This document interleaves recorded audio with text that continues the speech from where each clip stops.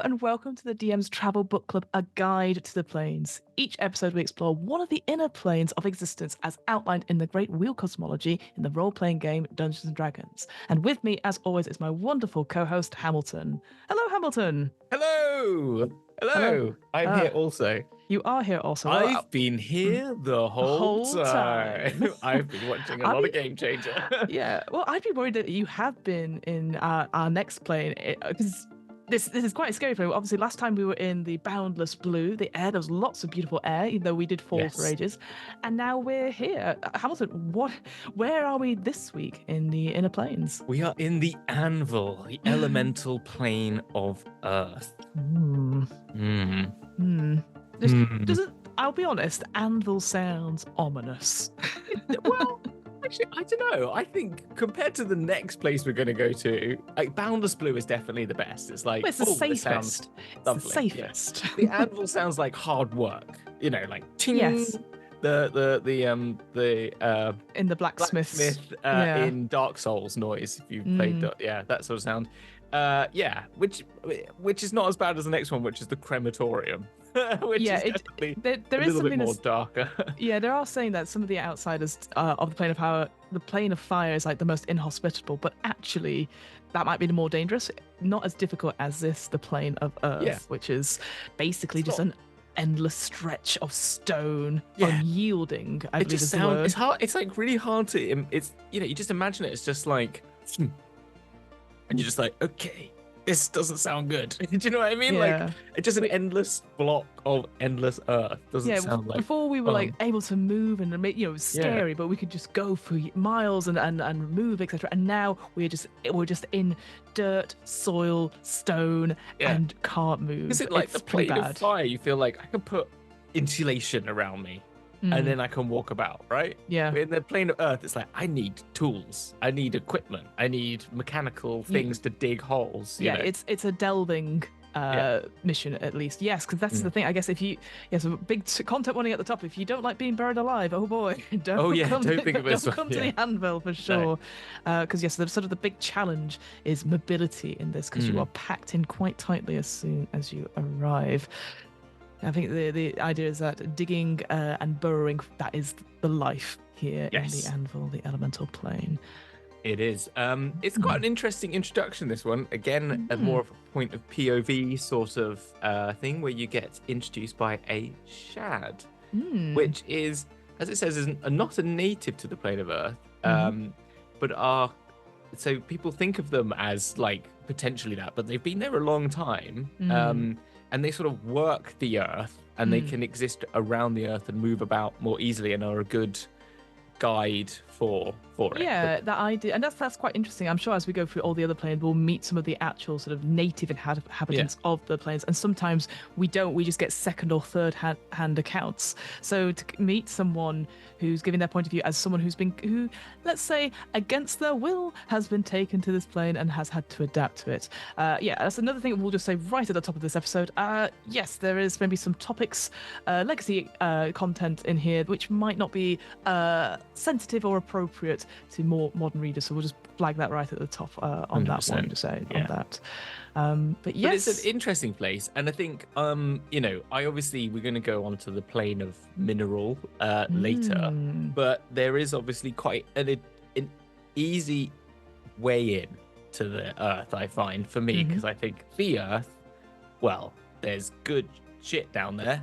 There's always interesting things to find. People bury things in the Earth and really interesting stuff, but even just minerals, gold, or all those things come to mind immediately. So you're thinking like, well, there's an instant way of like, why would I go here? Well, I need to get a particular piece of mineral or metal, something like that. That's to create or craft an item, or to maybe enhance maybe your armor or something like that. You can only get it in the elemental plane of Earth. Absolutely. Exactly. Whilst the air, I'm like, there's other reasons that it gives you, but I feel like Earth, and then we'll come to the other ones later, but this one feels immediately, okay, I've got a hook in my DM brain instantly of like, okay, we need to get so much gold, more gold than has ever been in the world. Well, we go to the plane of Earth because that's how we're going to do it. Get it from the source rather than this getting it from the bank. Well, you could even make it that like the mineral has to come from has to be completely purified, and so the only way to get it completely pure, you could just make up. I don't know if it doesn't say anything in this, but you could make up that rule that ore that you find in the plane of Earth is the purest form of that ore, or something like that, and you could add that in. So it's kind of how I immediately came to it. Like, what about you? What's your initial impressions of Earth? I'll be honest. So one of the things obviously we'll come on to talk about later when he talks about sort of like maybe animals and stuff like that. It talks about like giant, insects like ants and worms, stuff like that. So I was thinking maybe a certain type of like subterranean beast that you might need to capture, like what we had with the Boundless Blue. There was lots of like birds and stuff, dinosaurs, flying dinosaurs, all that sort of thing. Maybe the same here. Maybe if you wanted to capture certain rock type creature, because this was the thing as well, like certain creatures that we can find here.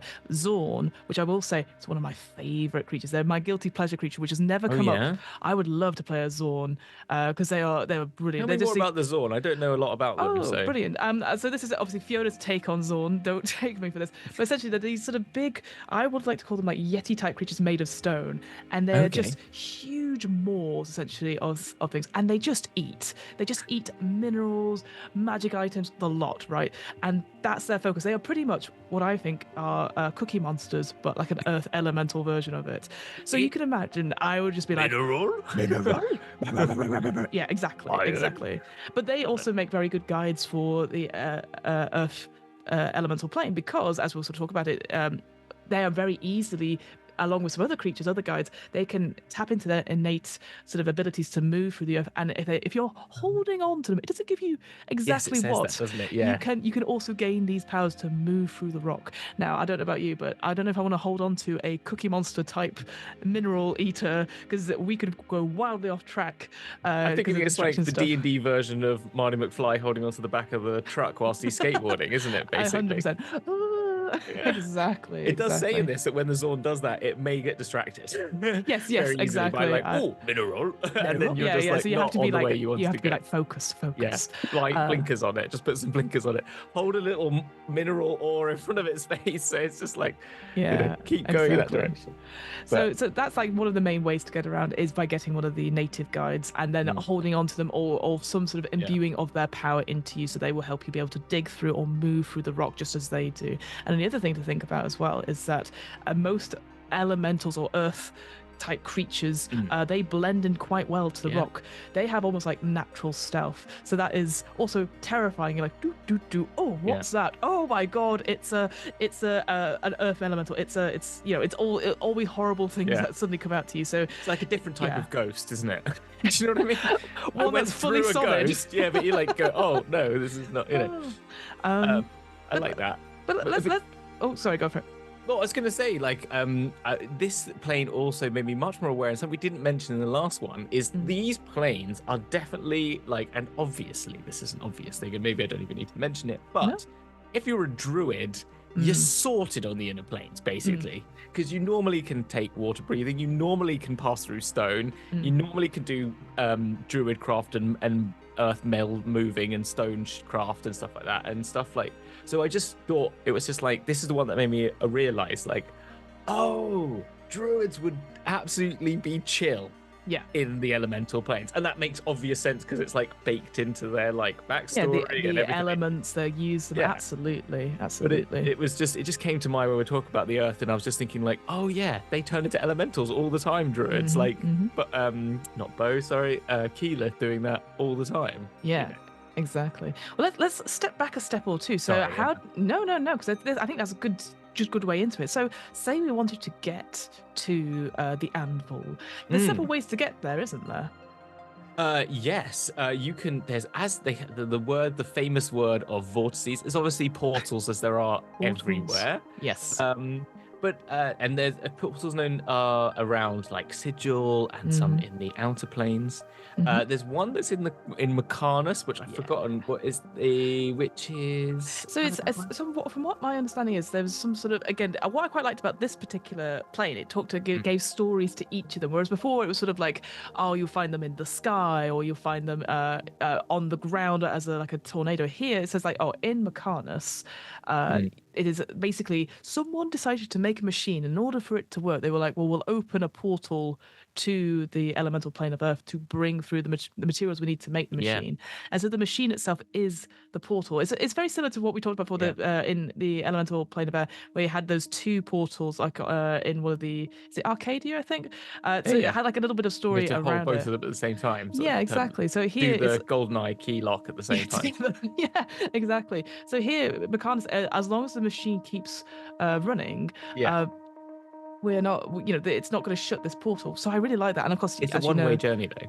It is a one-way journey, but it's my favorite because I do quite like Mecanus. So any excuse to go see Murdrons and see them doing a machine and then be like, oh, what does this do? And then, oh no, I am definitely trapped in the Anvil for sure. The next one then is in Bator. There's one in Phlegethos.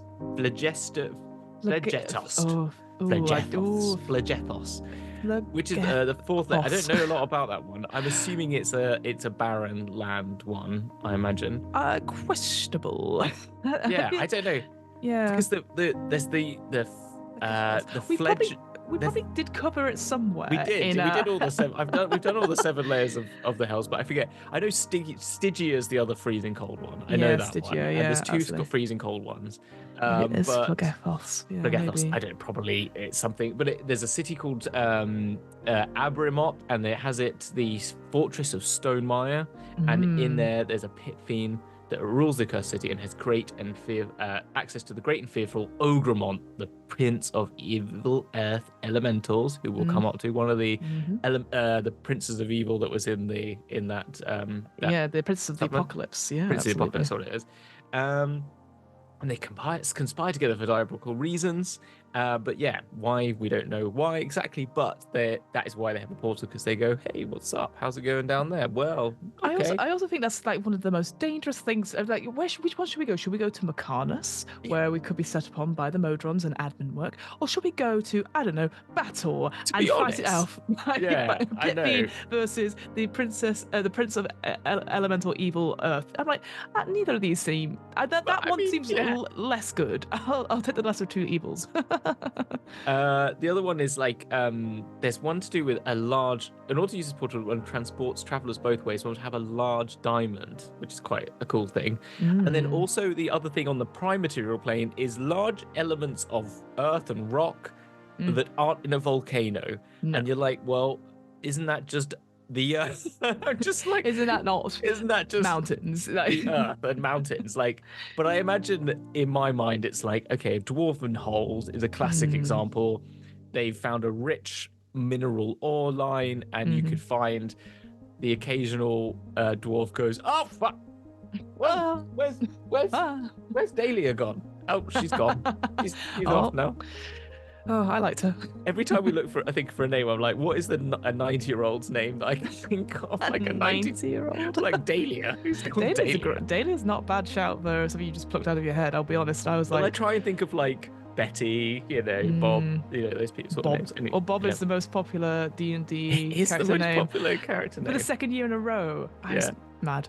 But yes, so what I quite liked about this is that it talked about this idea, like you said, the great concentrations of stone, ideally mountains, but also places where it's prone to earthquakes. So you can think about fault lines as well. And then there's a discussion about whether or not the earthquakes cause the portals to open, or if the portals create the earthquakes. Cause the earthquakes, yeah. I like that. I think that's quite cool. Again, it feels very similar to that whole thing about like sky tornadoes and ground tornadoes that we had last last time is like, which one of these is worse? And I'm like, I feel like if you're in a place where there's lots of earthquakes and then suddenly more of these portals pop up, you're like, oh, it feels like something that you have to go fix, right? So that's another sort of adventure hook I was thinking. It was like, oh god, there's lots more earthquakes and there seems to be portals with lots of earth elementals and Zorn appearing in the towns of like Waterdeep, and you have to go sort out and find where the of like a play on environmental terrorism sort of thing, but it's like like an anti-fracking style campaign where it's like the mayor has got into fracking and now they've done loads of fracking. Zorn are turning up everywhere because they've opened a elemental plane. Yeah, they're just there going, oh, what a nice bank. Would be shame if somebody was to eat it. Exactly. Yeah, exactly. Well, let's move on there to the kinds of hazards. Now, we've kind of covered a little bit of like, you know, what it's kind of obvious, isn't it? It's kind of obvious, yeah. You know, it's essentially hard to breathe. It's very hard to breathe, yeah. There's also the fact that if you do create a pocket of air for yourself, it will infill in a certain period of time, and it gives you a nice little table for that, doesn't it? Yeah. And so, like, when you do find one, you it's not going to be there forever because it will infill again. So that was an interesting thing. I really liked this description of it, this idea of it's called pressure, this sort of thing, where it's this idea that no matter how much you dig, because the elemental plane of Earth is alive, right? It's constantly trying to find these gaps and like push it and squeeze it out. And I love that. It makes it like a proper character, I feel like. So no matter, you're like, oh, this tunnel, I've almost finished it, and then you look behind it slowly but surely. It's just like those when you try and dig in sand that you haven't wetted, you know, and it constantly filling in when you're digging the sand. It's that kind of feeling I had in my head. And it's just, because it has that same gravity effect of gravity is in all directions. So it's always coming at wherever there is space. There's always gravity. So you can walk on ceilings, walk on the sides. Yes, exactly. Just walk along any surface, basically. So like something that has come up for me recently in one of the campaigns I'm running, if you're buried by snow or if you're buried on like the material plane in some aspect, if you spit, then obviously it will go in the direction of gravity, so you know which way to dig up. Yeah. If you are crushed if you're naturally filled with the soil and the stone coming in, if you spit, it probably won't go anywhere. So you don't know where are you going to dig? We'll just go to any. Well, there's nowhere out though, is there? There's nowhere out in this plane, so it doesn't really matter. But there's also obviously something else it mentions in this on top of the gravity and the breathing is it's then really bloody hard to see because so scary. This is properly scary, right? Because there is no source of light, so you are in pure pitch darkness. You are underground, so that is it. And then hearing, because of that, unlike when we get to the water and like air, sound travels, you will get good bass notes in the ground, but you're not gonna be able to hear much in distance because it's solid, dense earth. So you'll get airborne noise, you'll get structural borne noise. Which is interesting because it talks about this idea of like you know those who employ like sonar or echolocation, you can technically see, and so maybe your hearing is enhanced a little bit, but then you're going to be like, what is that coming towards me at a quick speed, perhaps? So but the fact is, you're in complete darkness. You're probably trapped. It's very, very hard. It's basically potholing, but even worse. And frankly, no one should be doing potholing in this place. No. But I mean, I don't think there's any other choice, though, to be honest. But well, you mentioned. Sorry, go on. You also mentioned earthquakes, the other thing, which is going to be a common effect, and like in the plane of air where we've got our list of gale force chart, we've got a tremor, minor, moderate, major, and catastrophic. Yes, because you use that sort of elemental pockets, which we talked back in the primer episode, and then using the effects table to sort of moderate it. I mean, say a tremor again sounds like it should be higher. I'd say like a murmur is like a tremor is more like. Yeah, there's a description of it. Yeah, definitely. Tremors a little bit like. Well, to be fair, I always think of the film Tremors with Kevin Bacon, and it's pretty hardcore, pretty big. Yeah, that's a pretty big tremor. That's exactly what I went to as well. So I do like how last thing on that table it says catastrophic, and I'm like, that's me. Tag yourself. Today I am a moderate. I'm probably catastrophic as well today. But then go on. I was just going to say because just talking about. Again, going back to that sort of closing up tunnels and crushing elemental pockets out of existence. they're not swift movements per se, No. but they do happen, and as a result, that it totally makes sense why there would be earthquakes. And it's this idea that this place it's not static. It changes all the time, even slowly, and then suddenly there might be a huge as it just breaks apart things. And I just thought, ooh, that is also something you get something to play with as a DM, is to be like, what can you describe? And then you're like, what's that sound? And then then the earthquake happens. You're like, I would have it underground. I'd have it when they're moving about. I would suggest I would like make the DC lower the longer they're moving about, because they're affecting the earth more. So do you know what I mean? So make it a little bit more like it has like an effect for the like more they affect the world, it affects them back. Like the chances of a cave in really. Yeah. And then once it's happened, if it happens, like if a minor one happens, then that brings the DC back up again, because you've done a little tremor. Do you know what I mean? Yeah. But if it keeps not failing, that's going to go down to being like, you just need to roll a 2 on a D10, then it's going to be catastrophic. Oh, Do you know what I mean? That. Yeah, I like that. It constantly increases, depending on what they do, and especially for fighting as well with other creatures who probably are of the earth elemental plane, so they're going to go into it. Oh. Yeah, I like that. Yeah. The final sort of thing to talk about is the other hazard, which is gas pockets. Yes. Our favourite kind of pockets. Sound great, because you're like, oh, but air. Fantastic. Ooh, not these 3 types of air.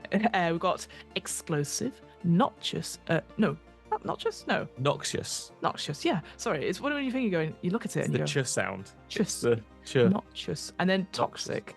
And I've got to be honest. All 3 of them sound dreadful. Yeah.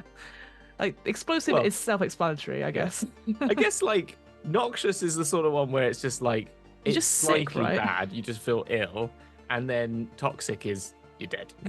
Yeah, that's the difference between the two. Because I would honestly put them as the same. Because they sound like this to me. It's sort of almost like synonyms for me. But it talks about like I think about noxious as sort of like it's the stinking cloud effect versus the cloud kill spell. Noxious is like a really bad father.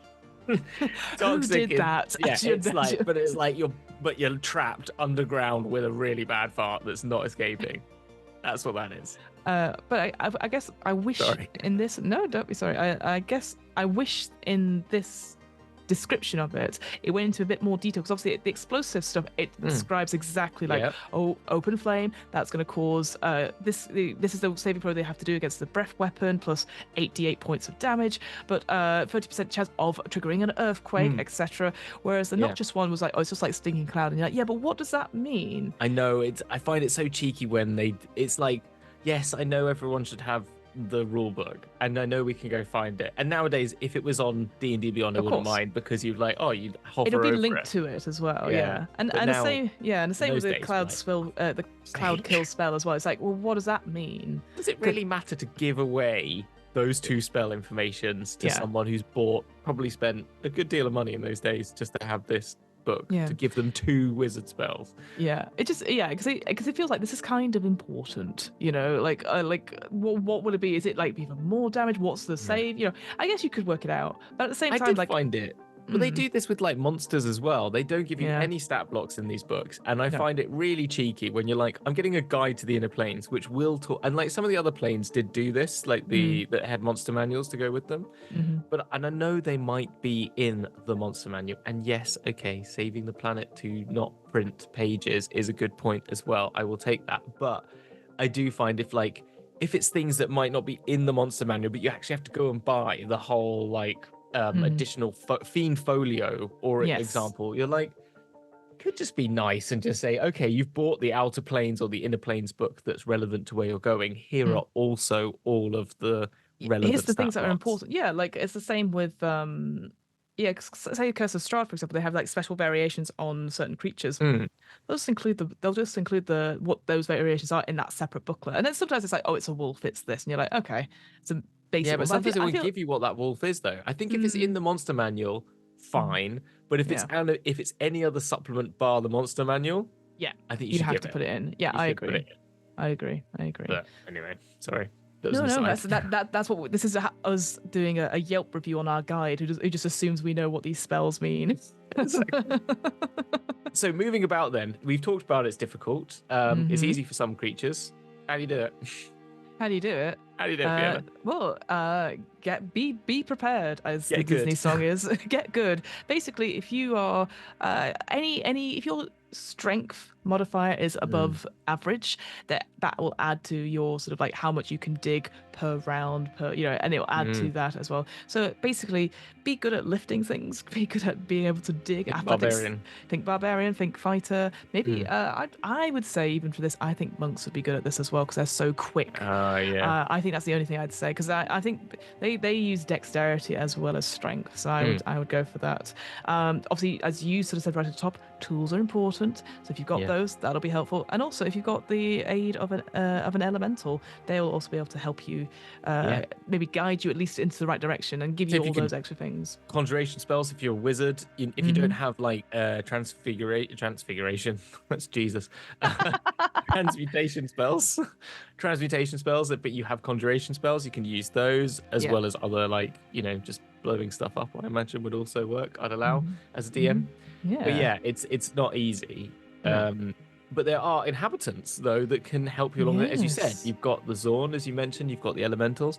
You've also got Pects. I believe that's how, or Petch. I believe it's Pects. Yes. I know them from the Dritz novels. He meets one, and they're really sweet character, like really invested in like the earth. And Dritz is a ranger, by the way, so he's like a half druid. and so with that, it's kind of, but he's like concerned about nature and the balance of nature and stuff like that in himself. And so like he's a conscientious guy, and so he catches a friendship with a Peck who actually helps him along the way.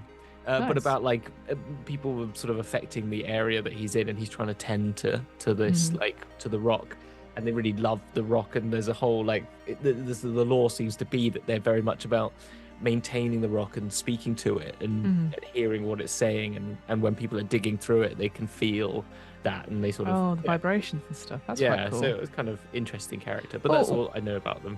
No, well, what I quite like is again from the point of view of our guide, one of the Shard, sorry.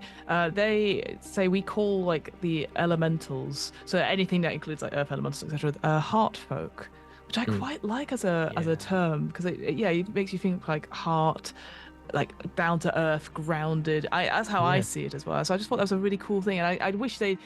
Well, again, we'll find out properly, but I wish that we had more stuff that on, like terms that you use on specific planes of existence to refer to, like, people who are native of this plane, they are heart folk, or they're skyborn, or something like that. You know what I mean? Just because I quite like that. That's my little bit of immersion. I'm like, I'd like more phrases like that again, because it just goes with the the whole thing we've talked about before, like Burke and Chant and Dark a bit, all that sort of stuff. The whole world to be more realistic. No, I like that. That's a good point, and it makes sense because it's like the heart of the earth is always a point, and like you think of the heart. There's a relationship to dwarves as being called something to do with heart. I can't remember what the word is, but there is. I thought there's a terminology with dwarves which obviously relate to here as well. I was going to say dwarves are just as elves technically were sort of mentioned in the elemental plane of air.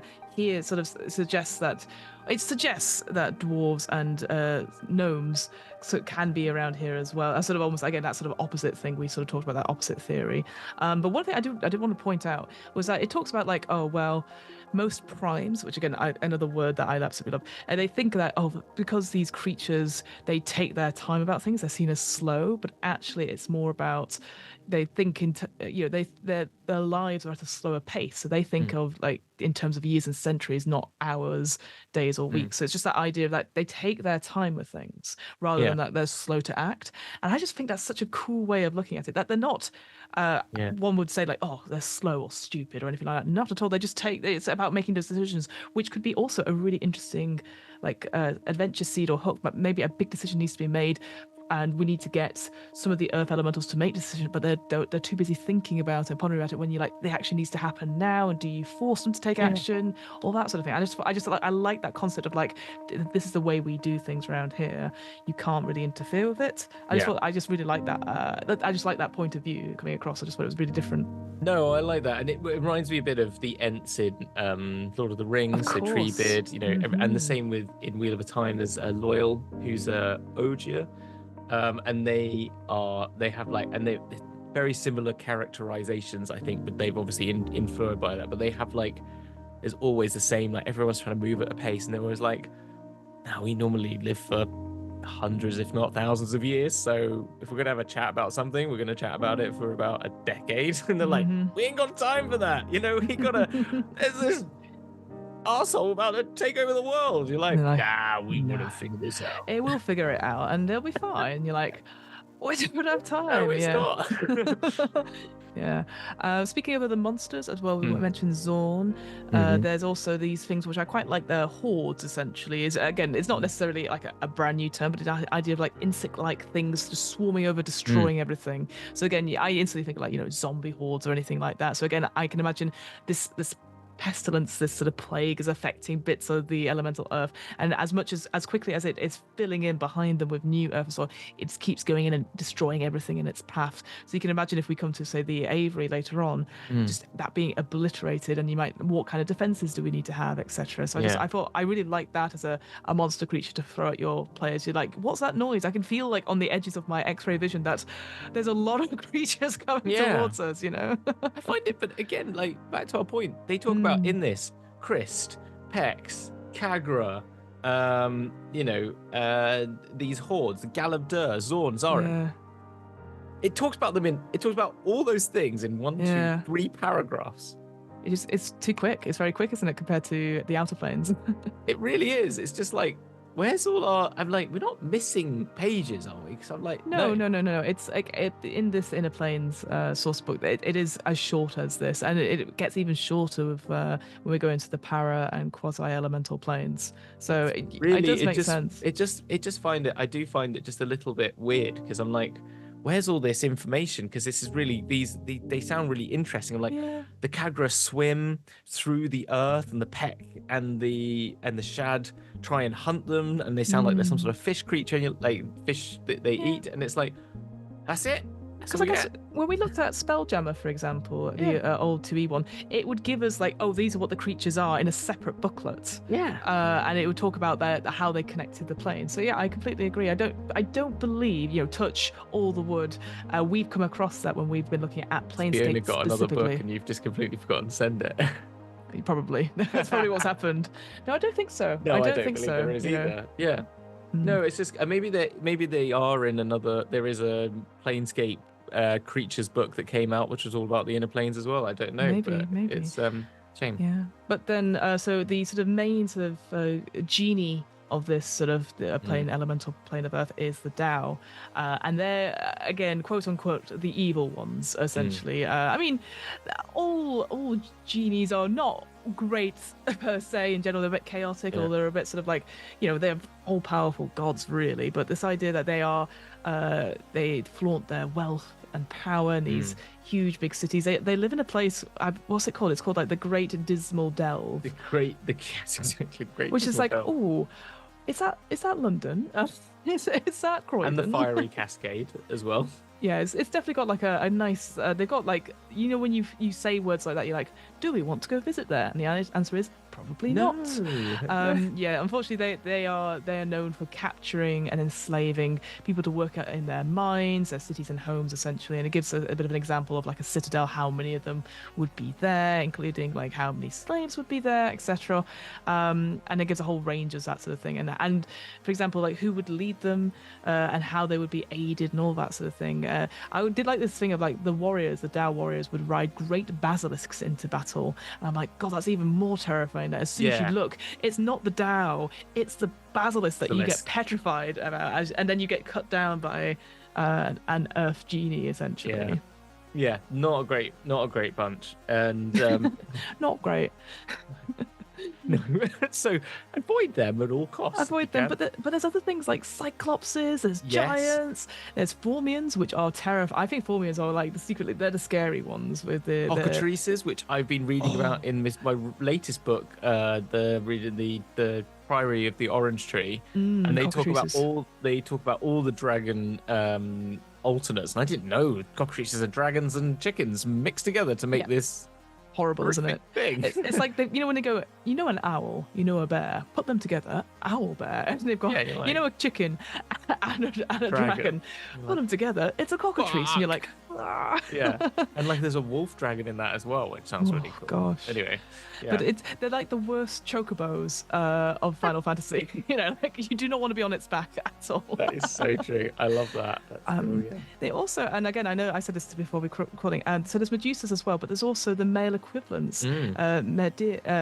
Media, which they don't look like their female counterparts at all. All they can do, again, they look very stoic, they're evil again, but they can just touch you and you turn to stone. And I think that's even scarier. The fact that someone could reach out to you and you just turn to stone several times, and it could be like simple sort of handshake sort of thing, and then everything's all smiles, and then just it's a silent killer.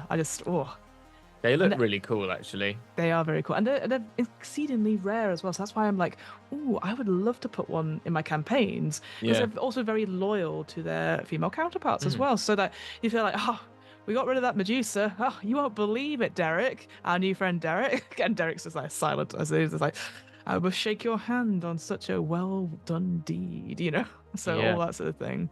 They're also able to project that ability in the astral and ethereal plane as well, which is kind of interesting. So quite scary. Kind of go ethereal, they can go touch you. They can be like, nope, absolutely not. Oh. Boop.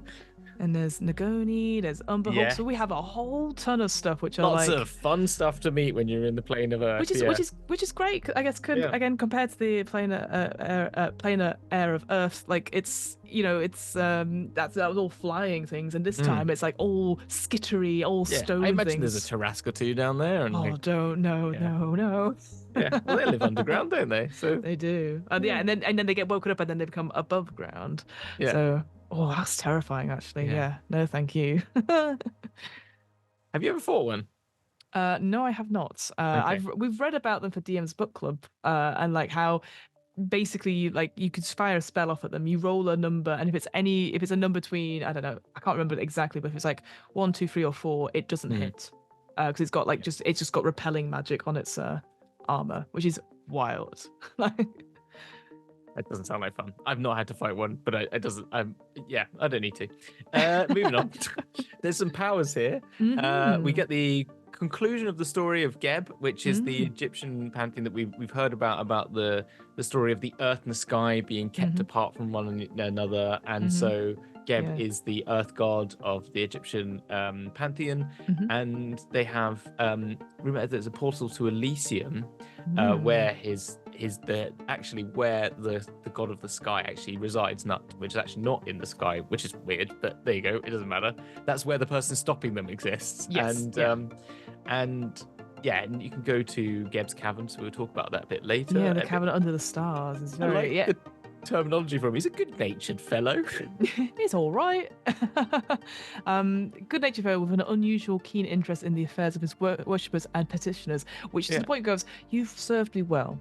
I want you on my wall. It's a bit like, I'm sorry, what?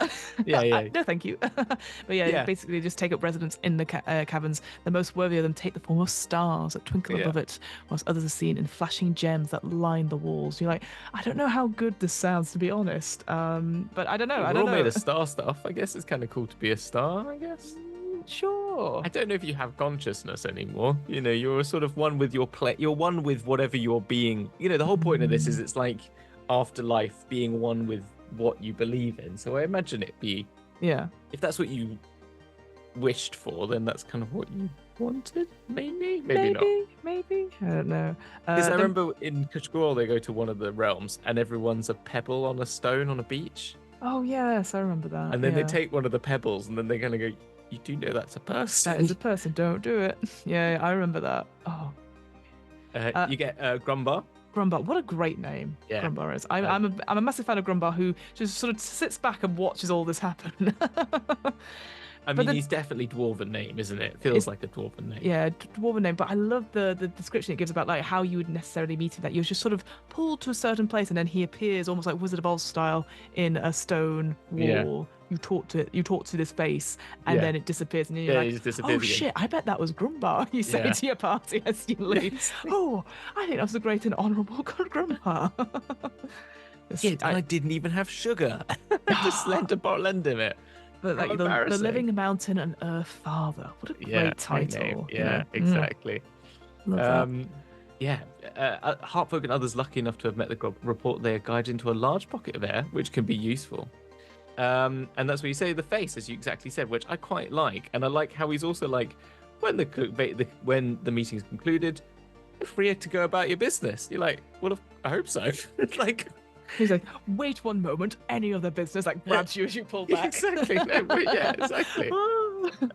Then you got Ogre Mock, the prince of elemental evil, and then Sunnis, who is the princess of elemental sort of good, essentially, and they sort of the two sides of a coin, essentially, and they're pretty scary, I think. Like, again, anything elemental princes wise, anything to do with the elemental evil cults is pretty damn bad. And obviously we'll talk about Ogre Mock later on as well, because he has we can go into it now. We can go straight into it now. Let's go straight for it. So Caliph, this idea of like a powerful creature known as Caliph, wanders the Anvil in an endless odyssey of destruction and carnage. A dwarf warrior / priest from a world of earth and fire, and essentially Ogre Mock, their sort of aim is to see the potential in someone and corrupt it completely and create the biggest evil villain of all time. And that's what they did with Caliph, and failed. And you think, oh my God, that is brutal. So you're thinking like Dr. Frankenstein-esque sort of vibes, but just on another level. So this idea that this procedure has left this dwarf with powers that are so great that it's impossible not to classify him as a proxy of Ogre Mock, but he's been cast aside and long since forgotten about. Ooh, that's that. Could you imagine? Such You're just a good like, story. remember me? Sorry, who are you? Like, oh, EastEnders, like... Yeah, no, it's a great story. I love that idea that he's constantly watching for the rise of a truly mighty villain. Should he ever find a creature of sufficient wickedness and energy as Ogre Mock, he will supposedly carve that being into the juggernaut of evil, the likes of which the Anvil has never seen. Yeah, that story is coming. If you're playing with Earth, you know you're gonna get Ogre Mock at some point. Exactly. It's kind of cool though. I just love that idea. Like, it's like, instead of them being the evil that they want to, they will create, they will forge, which is kind of like fits with this Anvil thing of like, they will forge the warrior for them. They want to be the power behind the throne, sort of thing. Yeah, exactly. I like that. And then Sunnis is the princess of good evil creatures, the good earth creatures. A tall, muscular woman with features chiseled out of stone. Mercy and understanding shine in the deep blue of her scintillating sapphire eyes. Sounds pretty cool. Yeah. She sounds pretty cool. She sounds very great. There's a nice place called Sandfall, which is a really nice word. That sounds great. It definitely feels like, again, I can imagine it. Falling column of sand constantly as well. Yeah, so you get that sort of the sand timer aspect, which I think would be really cool there to see. Then you got Queen Hatshepsut, who is another sort of proxy, essentially, for Geb, from Geb, to transform a lovely half-elf into a powerful creature she is today. You're like, again, was there consent? Was this it's just this idea that she was the first ever mortal to find her way to the elemental plane of Earth, and they're like, congratulations, here's in your new body. You're like, no. But I like this sort of idea of like anyone who fancies himself worthy enough to challenge this slender, almost frail-looking woman quickly learns that he's made a terrible mistake. It always reminds me of that whole like, do you think you could beat Tennis Williams in a tennis match? And like, it's like, yeah, on a good day. Mostly men say that, and you're like, it's Venus Williams. No. Are you sure? But that's the thing about, you ask people and they said, do you think if you had a year of training, you could get a medal at the Olympics? And most people go, yes. No. No. A lot of people in America, they did a survey and they all went, yeah, if I had like a year, just solid training, I could be an Olympian. That's what they think. That's wild. I'm sure if you're someone who could have been an Olympian, yes, maybe one person, could. Do you know what I mean? There might be a few. I mean, there probably is a few, but not as many of the people that go, yeah, give me a year. Give me a year.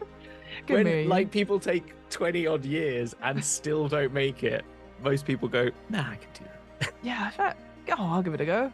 Yeah, and then they go, well, at least I tried. I think that's it. At least I did it. Let's talk then quickly about the we've sort of mentioned them in passing, but the three main sites that we'd come to. So if we wanted to come to the Earth plane, what could we see? What are the places what would you take me to? I would go to the Avery first. I think it's a really Absolutely. cool place. It's a huge, massive cavern in like a huge pocket of air. And they say it's so large, it's 15 miles in diameter. That's massive. Yeah. Has winged elves, which is the ethereal, which we've come across in the outer planes. I remember. I think can't so, remember yes. where exactly. We did come across them.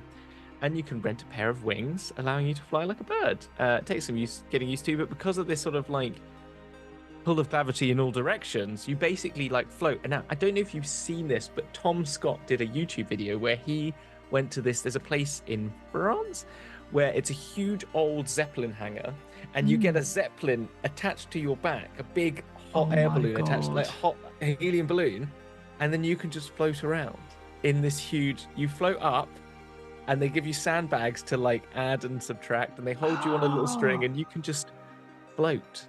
See, that sounds more intriguing. Like, I'll be honest, like I'm not a big fan of heights. I like my feet firmly staying on the ground, but that sounds safe. It looked really good. It looked really relaxed because you're just floating in air. You just float like you're swimming in air. And to move, you have to sort of like do the thing. You know when you dream about flying and you do the swimming thing? It's like that. Yeah, I've always been interested in like, that, when you see people do wire work, but at the same time I'm like, yeah, but what if someone lets go? At least here you've got the helium behind you to lift you up. But exactly. If it ever has a puncture, you've got a bit of time before you hit the ground. You know what I mean? But you know how you'll know you have a puncture. You'd be like, oh no, I seem to be descending at great. The other site, obviously, Cavern Under the Stars, which we've talked about. That's Geb's place, essentially. A vast pyramid sort of chamber, which is 30 miles on each side. Yeah, it beats the Avery, doesn't it? Yeah, you're like, oh my God, that's tiny compared to this that chunk of a place, essentially. But the upper half of it is surrounded in like the night sky, which is incredible. Again, sort of referring to Nuts, that sort of sister wife, his estranged wife, though it says in this bit, Geb's other wife there.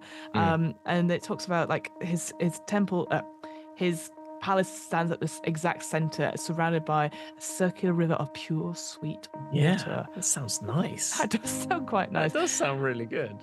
There's good markets there, great open air markets. Good Christmas market. Good Christmas market there. But obviously you got to be careful. Like don't tolerate outright swindlers, because hospitality and friendship are the order of the day. Could you imagine? God, I hate it. I just want to get my bread. Nice. I want to get my Subway and go. Like I don't want to be like, hello friend, constantly. And then you got the Great Dismal Delve, which is the Dow. So boo. And then we'll move on. It's majestic but it's horrific at the background, and there's a lot of mazes. Yeah, mazes, which I guess could be quite interesting if you're trying to escape from this place. You might have to do lots of survival checks, etc. The sevenfold maze work.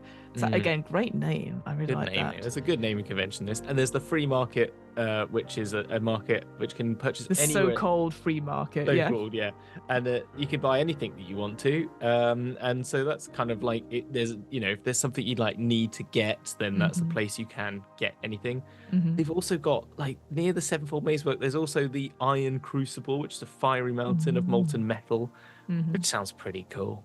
Do you know what I mean? Like, there's some great, good names. There's some good names which you can do a lot with, and I feel like, especially with that sort of, again, as we sort of said, that the Dow, not the best, a bit awkward perhaps, but again, if you change. You could change some of the language. Easily change that. Or you could do a breakout if you've been captured and you feel, oh, this is not good for us. We break out and you try to escape under the cover of darkness. The other sort of little thing I quite liked, obviously the Great Khan, that sort of rules over this place. There's a magical glyph or sigil that's in everything to indicate that it belongs to them, which I quite like. Again, we talked about this on the Outer Planes. One of the other gods had the same thing, is that as soon as you hit their domain with all your magic items, they're like, excellent. That's my stuff. You're like, I'm sorry? No, it's mine. And you can't leave without giving all your stuff out. So I thought that was Yeah. So there's, like you said, there's definitely themes in here. I'm like, yes, this is good, but definitely needs an update for sure. Yeah, exactly. 100%. But I think beyond all that, that's actually there's not a lot else to it, is there? Really, No, it it's gives you mostly treasure seeking. Is what yeah, it feels like. The order of the day is if you're going to come here on an adventure, is to find, as we sort of said at the beginning, those minerals, those iron ores, etc., to help encourage us. So it might be a quick one in, one out, perhaps. You know, I think that's it. There's a lot of things here to get in the way of you getting something from there. I can imagine you could maybe have a mission from the Ifrit to affect the Tao, or vice versa. But like again, you know, or maybe you need to forge something, and there's the you find a dwarf that's got lost like in the plane of Earth. So maybe they've gone down one of those portals, and you've been tasked to go in there to retrieve them because for any of the reasons, or possibly like you're trying to forge something that you might want to find, like meet a peck and get like to find them to help you carve this stone into something magnificent or something particular or specialized or something like that. I don't know. I can imagine end game sort of levels of things where you might need to construct a stone axe for killing Vecna or something like that. Yeah, like a specialist items, that you go and make the armor of, or absolutely. And so you could see, I need to get the steel from here, and I need to get a peck from here who knows how to utilize the stone and the working properly, and then I'm heading off to the crematorium next to get it fired in the furnaces there or something like that. So you could see that being like a part of it, maybe. Yeah, and just the final thing to say is, obviously we talked about spell keys before and in the outer planes as well. What I quite liked about this is, so it talks about the spell keys that are needed for the Earth plane they are physical objects that you add. They're the material objects that you normally need for the spell. So for example, if you wanted to do like a fireball, maybe you take the form of a fire opal and stuff like that. And again, I love that flavor. Yeah, I like those. They were good. Like types of ore or minerals. I can imagine like you like, here's some silver, and you just, I don't know, blow it into some cone of cold or something like that. I really like that flavoursome of it, using that to really enhance your spells, like, you know, make it work on the plane for you. But ultimately, the sort of big takeaway advice is bring tools, be prepared. It's not a jolly jaunt, potholing, dungeon delving. It's pretty serious stuff. Yeah, exactly. Yeah, I like it's got that sort of like, you know, when they always say like first thing you should do when you get like lost in the wilderness is find shelter, make warmth, right? In this, it's like dig a hole, make sure, you know, bring tools, light sources, food and water. You know, last session is like dig out a place to live and dwell within it without fear of collapsing right away. And then I hope my words provide some resistance. Full stop. Yeah. Bye. Like, thanks, Tiv. Very much appreciate it. Yeah, it feels like my interview is over now. I must leave. Yeah. Wait, I had more. Okay. Oh, okay. That's great. Well, there you go. That is our time here on the elemental plane of Earth, the Anvil, done, which is great. You know what? But I'm looking for sunnier climes. I'm ready to get out of here. You know, I need some, you know, I need some sun, I think. I need some sun, What is a bit of a heat? Yeah, a bit of heat. Well, let's go. Why don't we take a jaunt to the elemental plane of fire, aka the crematorium? Sure. That sounds wonderful. Yeah, what could possibly go wrong there? What could possibly go? I've been here the whole time. Look at that, full circle there. Well, thank you so much for listening to this episode of the DM's Travel Book Club. Please, there'll be links and stuff around where you can go listen to our previous show for the Outer Planes. There'll be more on the Inner Planes coming shortly, and also our sibling podcast, the DM's Book Club. All the links you can find on this video. I think that's all did we have a sign off last time? I think it was, we'll see you on the flip side of the planes. Yeah, that was it, wasn't it? Yeah. Okay. All right then. Well, we'll see you. See you on the flip side. On the planes. Planes. We can never do it. No. Bye.